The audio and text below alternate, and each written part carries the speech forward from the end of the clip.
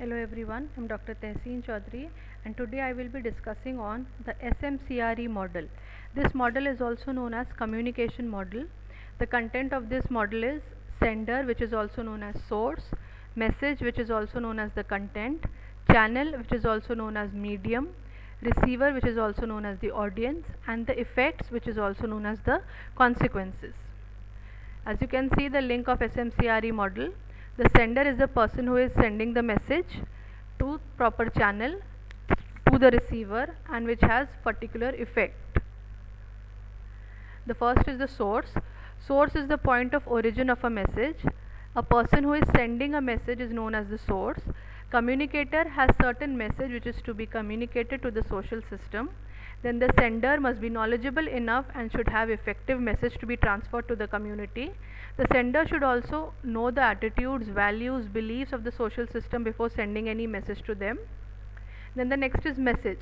Message is an information which the communicator wishes to convey to the audience.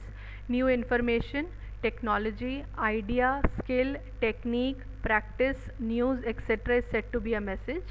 Then the message should be understandable by the audience. Message can either be modified or upgraded according to the needs and wants of the audience. Any old practice with new treatment is also said to be a new message. Then the content of the message should be clear to the audience to whom we are sending. Then message should bring about productive change in the audience. There should be a positive change in the people after getting the message. Then the next is channel. Channel is a platform which the sender used to convey his message to the audience. Then channel is a way to connect and transmit information to the audience. Then some examples of channels are letters, meeting, telephone, radio, television, newspaper, blogs, etc. Then various communication medias like internet, digital media are also examples of channels. Then every channel needs treatment before sending it to the audience. Then the next is receiver.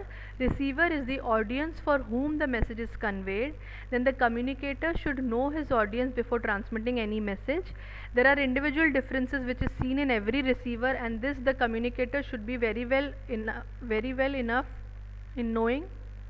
Every receiver takes a new message differently as there is individual differences.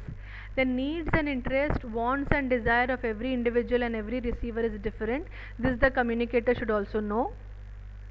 Then effect. The response that the audience gives to a message is known as effect. Mental and physical activity is involved when a person receives a message. The effect of a message can either be positive or negative. There is an individual difference which we can see in every individual. Someone takes a message positively while the other person takes that same message in a negative way.